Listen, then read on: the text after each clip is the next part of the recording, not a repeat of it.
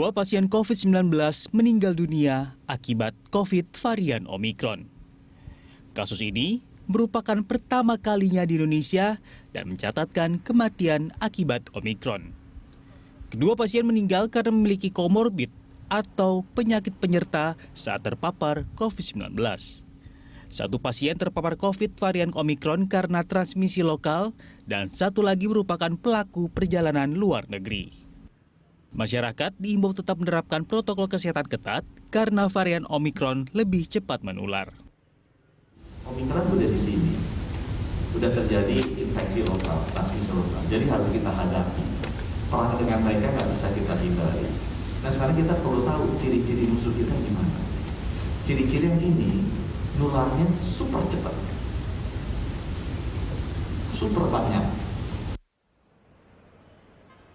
Epidemiolog Universitas Griffith Australia, Diki Budiman memprediksi akan terjadi lonjakan kasus kematian akibat COVID-19 varian Omikron di Indonesia. Oleh karena itu, pemerintah agar segera melakukan langkah mitigasi dengan cara membatasi mobilitas masyarakat. Ketemuan dua kasus kematian pasien Omikron harus dianggap serius, karena varian ini lebih cepat menular di masyarakat sehingga akan mengakibatkan jumlah pasien di rumah sakit terus bertambah. Tim Liputan, Berita 1. Ya, tren kenaikan kasus positif COVID-19 di Indonesia mulai naik. Kasus positif menembus 3.000 jelang akhir bulan Januari 2022, yang sebelumnya hanya berada di angka ratusan kasus. Selain itu, kematian dua pasien COVID varian Omikron merupakan alarm bagi Indonesia terhadap lonjakan kematian akibat varian Omikron. Untuk membahas hal ini, sudah terhubung melalui telekonferensi epidemiolog Griffith University, Diki Budiman. Selamat sore waktu Australia, Pak Diki, apa kabar? Alhamdulillah baik, sore waktu Australia, Anggita. Alhamdulillah. Pak Diki, kita juga saat ini sudah tergabung dengan juru bicara vaksinasi Kementerian Kesehatan, Ibu Siti Nadia Tarmizi. Selamat siang, Ibu Siti, apa kabar? Baik, sehat-sehat, Anita. Apa kabar, Pak Diki? Ketemu lagi. Alhamdulillah kita bisa berjumpa lagi di Lunch Talk siang ini.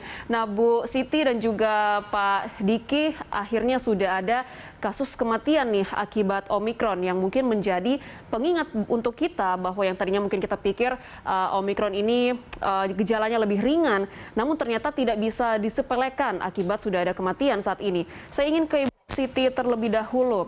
Ini sebenarnya komorbid apa yang diderita oleh para pasien dan mungkinkah memang ada penyakit tertentu yang bisa menyebabkan kondisi pasien itu bisa lebih rawan bertambah keparahannya jika terkena Omikron? Iya, jadi sebenarnya kan Omikron ini adalah prinsipnya virus COVID-19 ya, atau SARS-CoV-2. Dan kita tahu bahwa resiko orang yang tertular COVID-19 itu pada usia lanjut atau lansia dan pada orang-orang yang memiliki komorbid itu lebih tinggi tingkat keparahan dan kematiannya. Nah, walaupun sudah ada vaksinasi yang memberikan perlindungan atau menurunkan resiko tingkat keparahan dan kematian, tetap saja kita akan berhadapan dengan kemungkinan tersebut. Apalagi kalau kita melihat varian Omikron ini adalah varian yang tentunya kita tahu mutasinya cukup banyak ya, baik di asam aminonya maupun di spike proteinnya. Oleh karena itu juga WHO begitu cepat memutuskan varian Omikron ini menjadi varian of concern dalam 2 hari karena melihat mutasi-mutasi tadi. Artinya ini pasti juga kalau kita melihat resiko untuk kematian dan keparahan pasti tinggi pada orang-orang yang terinfeksi Omikron. Tetapi karena sebagian besar orang tersebut sudah mendapatkan vaksinasi dosis kedua, proteksi itu sudah terbentuk ya. Artinya pada waktu Omikron menularkan kepada kita, kita sudah punya pertahanan dan mengenal cara untuk mengatasi dan menetralisir jumlah virus tersebut. Nah, ditekan sehingga kita tidak bergejala ataupun juga kalaupun sakit itu sakitnya ringan. Tapi pada orang-orang tertentu tadi kalau kita lihat kasus kematian yang terjadi kemarin itu yang pertama adalah karena lansia ya, dan lansia itu juga belum divaksin. Jadi resikonya double ya, belum divaksin dan kemudian lansia. Yang kedua adalah seseorang yang sudah divaksin tapi kebetulan komorbidnya itu lebih dari satu dan tidak terkontrol dengan baik. Jadi resiko ini yang memperberat kondisi tersebut.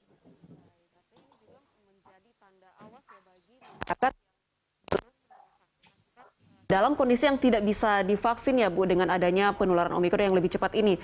Saya ingin ke Pak Diki. Pak Diki, Omikron mulai menimbulkan kematian. Apakah bisa diprediksi tingkat jumlah kematian itu akan melonjak kapan nih? Dan apakah memang saat ini kita tuh sudah memasuki gelombang ketiga pandemi? Jelas kita sudah di awal gelombang ketiga ini, dan untuk diketahui kematian adalah indikator akhir ya, atau disebut dengan lagging indikator. Jadi kalau sudah terjadi misalnya sekarang ada kematian, kita harus sudah bisa memprediksi 3 minggu lalu atau bahkan kalau dalam kaitan Omikron mungkin 2 mingguan lalu ini sudah di komunitas dan itu sudah banyak. Kalau bicara Delta, satu kematian bisa mungkin kontribusi dari sekitar 100 misalnya. Tapi kalau bicara Omikron, kita bisa lebih banyak lagi, bisa 1000 misalnya. Nah, karena apa? Karena satu, Omikron ini 4 kali lebih banyak jumlah kasus infeksinya dibandingkan Delta. Kemudian tadi Dr. Nadia sudah menyampaikan, ini ada dampak dari vaksinasi sehingga kesan ringan yang di awal itu yang meninabobokan sebagian dari kita itu, ya itu karena vaksinasi, karena imunitas yang dimiliki baik orang yang sudah divaksinasi ataupun yang terinfeksi kemudian divaksinasi. Nah, sehingga angka kematiannya memang kemungkinan besar ya mudah-mudahan ini benar. Kemungkinan besar itu kecil ya. Tapi ada negara seperti misalnya Amerika yang ternyata juga besar, 3.000-an, rata-rata 2.000, 3.000. Itu besar sekali, lebih untuk ukuran negara maju. Karena apa? Karena sebagian masyarakatnya enggan divaksinasi, terpengaruh teori konspirasi. Nah, ini menjadi pesan penting. Omikron tetap ya, saya sampaikan, secara evolusi virus, ini virus nggak melemah. Belum melemah. Dan ini butuh waktu puluhan tahun bahkan untuk melemah. Nah, artinya sebetulnya Omikron ini berbahaya, bahkan 2 kali lebih berbahaya daripada virus liar yang waktu di Wuhan pertama ditemukan 2019 yang kita tahu kematiannya banyak, yang masuk rumah sakit banyak. Nah, sekarang terkesan seperti ringan tadi sekali lagi karena imunitas ini, tapi imunitas dengan kasus yang kematian ya kita tentu berduka dengan kematian ini, tapi ini harus jadi pelajaran penting supaya tidak terulang. Nah, kita bisa melihat bahwa orang yang sudah divaksinasi pun Omikron ini bisa terobos. Jadi anggapan Omikron ini pandemi di kelompok orang yang atau populasi yang belum divaksinasi itu salah besar. Karena ini kita lihat, bahkan sekarang kita sudah melihat. Dan gelombang ketiga ini sekali lagi memang sudah bisa kita prediksi dan Kemkes juga sudah memiliki analisa ya. Saya dengan Bu Nadia juga sering berdiskusi ini. Nah, kita akan mengalami masa krisis di Februari-Maret. Nah, artinya kita harus, walaupun potensinya moderat, saya selalu sampaikan memang moderat, tidak sebesar Delta ya. Tapi kalau kita salah memitigasi, kita anggap enteng, kita akan mengalami banyak kematian. Saya sampaikan, kita bisa mengalami banyak kematian, kita bisa mengalami banyak juga hunian rumah sakit dengan sama karakternya. Nanti banyak yang butuh oksigen dan lain sebagainya. Jadi kita harus betul-betul mengambil pelajaran dari waktu Delta plus sekarang mengambil pelajaran dari awal-awal kita menganggap remeh dari Omikron ini. Di sebagai masyarakat kita kan udah merasa udah terinfeksi, bahaya itu tidak boleh. Baik, kita catat ya Pak, Februari dan Maret ini kita diprediksi menghadapi krisis begitu dalam tanda kutip. Dan artinya memang tidak boleh dikategorikan ringan Omikron ini ya. Saya ke Bu Siti. Bu Siti, sejauh ini sudah berapa jumlah pasien COVID dengan varian Omikron yang terdeteksi di Indonesia? Jadi per hari ini kita mendapatkan ada 1.626 kasus Omikron. Kemudian dari pelaku perjalanan luar negeri itu ada 1.019 kasus Omikron yang kita deteksi, sementara ada 369 yang merupakan transmisi lokal dan kita masih melakukan PE terhadap 238 ya. Jadi hasil labnya sudah ada 1.626, tapi yang masih kita lakukan perlu PE lebih lanjut ini atau penyelidikan epidemiologi ini ada 238. Oke, kalau di fasilitas kesehatan sendiri yang menjadi rujukan pemerintah untuk perawatan pasien COVID-19, ini apakah ada perawatan khusus untuk pasien dengan varian Omikron, Bu?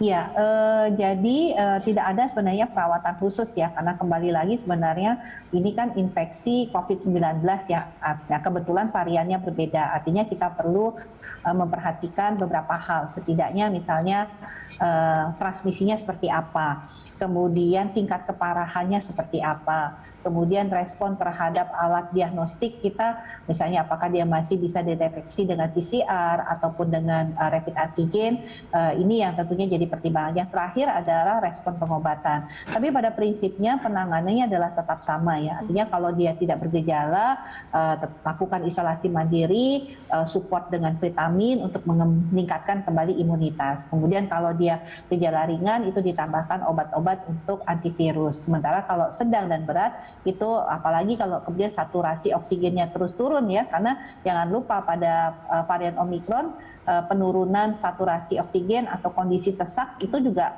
terjadi ya, artinya mereka ini harus yang segera mendapatkan perawatan di rumah sakit ataupun di tempat-tempat isolasi secara terpusat, dan pengobatannya kurang lebih sama seperti varian-varian lainnya. Baik, tidak ada perbedaan treatment ya dengan varian COVID-19 lainnya. Bu Siti dan Pak Diki, kita masih akan lanjutkan perbincangan kita usai jeda. Pemirsa, jangan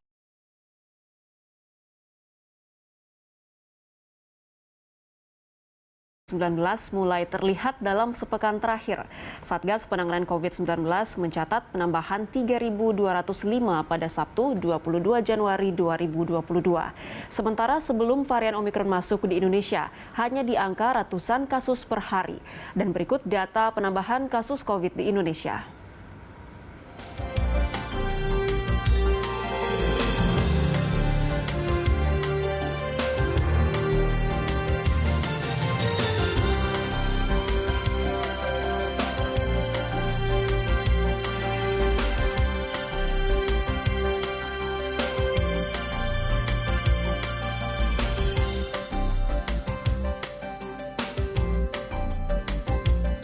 Kita lanjutkan perbincangan kita. Saya ke Pak Diki terlebih dahulu.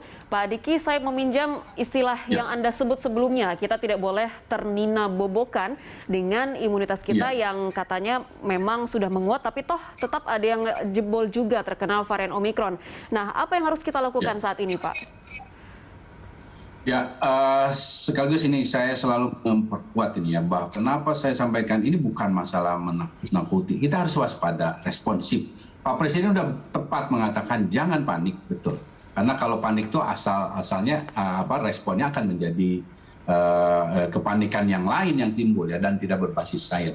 Ada 3 dampak yang harus kita sadari. Kenapa ini nggak bisa dianggap remeh, apalagi membuat kita abai. Karena ada dampak jangka pendek, menengah, dan panjang. Jangka pendek tentu kesakitan, jelas kesakitan. Dan tidak bergejala bukan berarti tidak sakit. Ingat itu, 80% anak yang mild tidak bergejala, ternyata ketika diperiksa kerusakan di pembuluh darah. Bahkan 10% dari yang mild di lansia meninggal. Itu mild. Bahkan di yang muda, ini sekarang Australia udah benar-benar makin ketakutan juga di pemerintah. Usia kematian ini saya sampaikan juga ke Bu Nadia untuk masukan kita ya. Kematian di sini banyak sekarang pada kelompok dewasa muda. Sampai umur 20, dari anak sampai umur 20-an. Yang dulu waktu Delta nggak pernah terjadi. Sekarang Omikron yang dianggap lemah, ternyata kematian anak tiap hari ada. Kematian ini rata-rata di atas 10 sekarang, antara 10 atau di bawah 20. Ini saya sampaikan Bang Ita ya.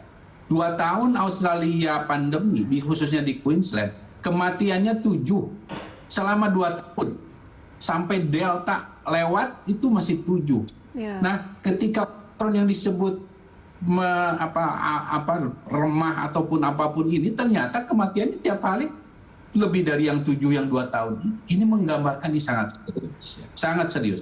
Dan Inggris, karena sekarang ini beredar, saya banyak dapat pertanyaan, ada di grup WhatsApp, Inggris menyatakan ini bebas segala macam. Dampaknya sekarang di Inggris muncul yang disebut dengan BA2, yang sebenarnya di Denmark sudah ada, tapi mulai melebar dan menjadi masalah. BA2 ini adalah subvarian Omicron yang 2 kali lebih cepat daripada BA1 Omicron, yang bisa secara klinis lebih parah potensinya. Nah, ini adalah dampak jangka menengah kalau kita abai. Kalau kita anggap sirkulasi aja, biarin nanti kita dapat imunitas. Yang terjadi sekarang Inggris. Sekarang Inggris sudah memasukkan BA2 sebagai varian of investigation. Yang akibat apa? Akibat membiarkan bersirkulasi, merasa sudah selesai dengan virus ini, merasa sudah selesai dengan pandemi ini. Padahal virusnya belum selesai dengan kita. Iya. Baik. Saya ingin ke Ibu Siti. Bu Siti, apa yang dilakukan pemerintah untuk memperketat rem pengaman nih agar tidak semakin banyak penularan Omikron dan tentunya untuk menurunkan angka kematian akibat Omikron?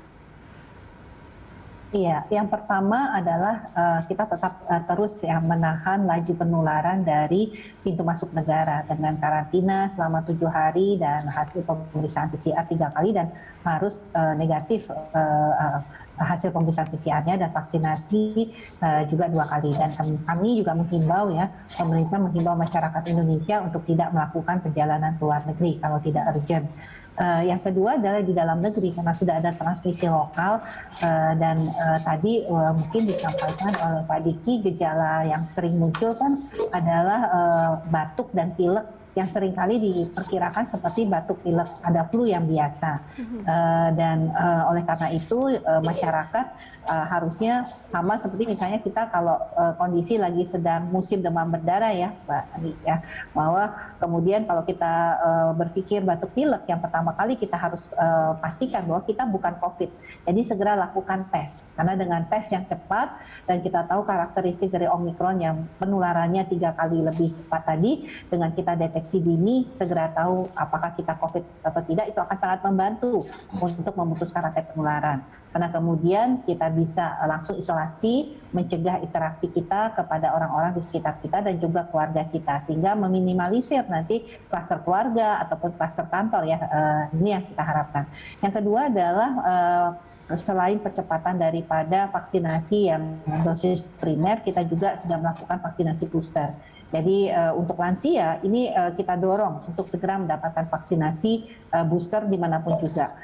Untuk masyarakat rentan lainnya seperti yang punya komorbid, kelainan imunitas, ibu hamil juga segera untuk mendapatkan vaksinasi booster kalau memang sesudah jadwalnya.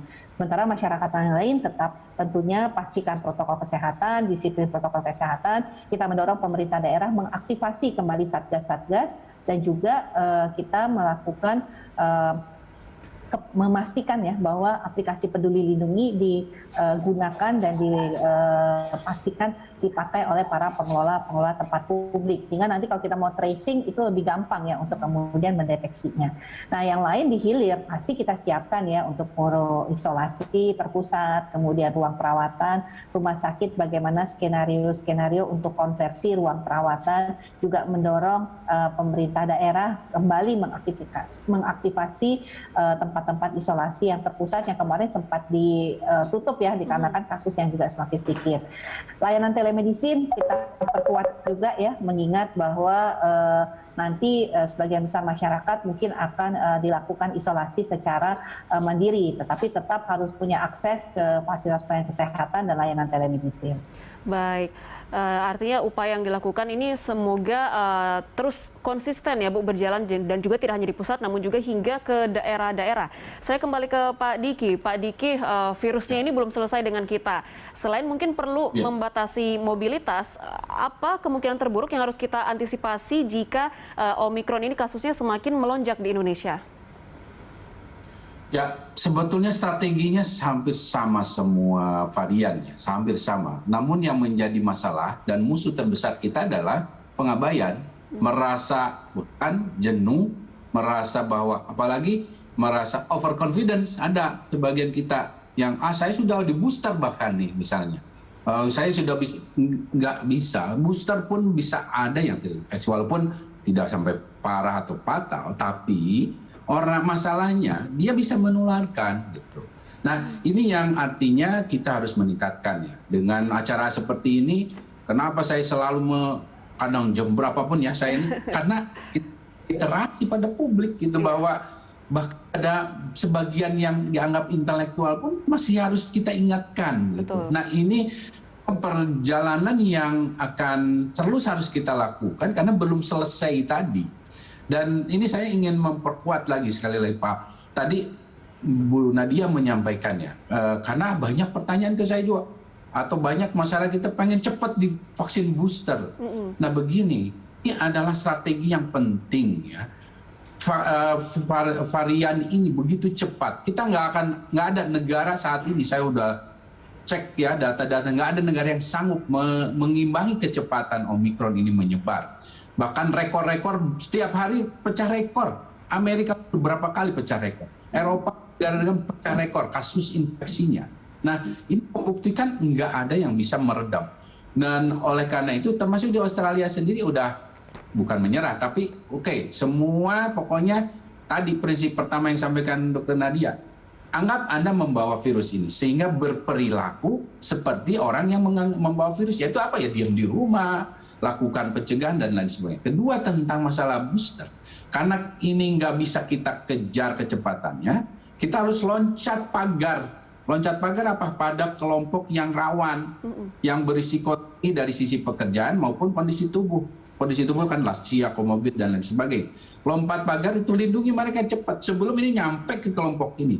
Ini yang saya khawatirkan yang tadi di awal Bang Gita sampaikan, bahwa akan bisa meledak kematiannya itu kalau ini udah nggak keburu dilindungi dengan apa ya, booster atau bahkan ya kita harus perbaiki, banyak kelompok yang rawan ini juga belum mendapat vaksin kedua. Nah ini yang harus dikejar betul. Nah karena kalau tidak ya kita akan membuat mereka terekspos nanti.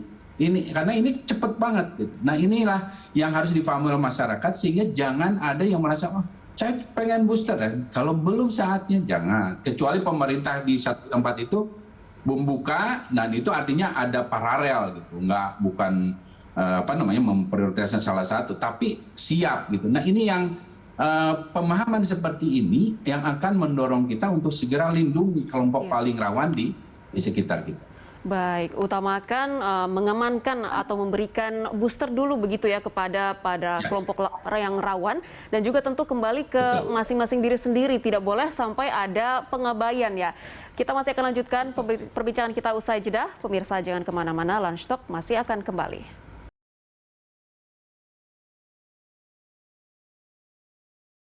Dengan Ibu Siti Nadia Tarmizi, juru bicara vaksinasi Kementerian Kesehatan, dan Diki Budiman, epidemiolog Griffith University. Saya ke Ibu Siti dulu. Bu Siti, apakah ada pertimbangan dari pemerintah untuk memperketat mobilitas masyarakat demi mencegah penularan Omikron yang semakin tinggi? Ya, sampai saat ini kita masih dalam tahap himbauan ya untuk kemudian kita sama-sama menjaga mobilitas kita.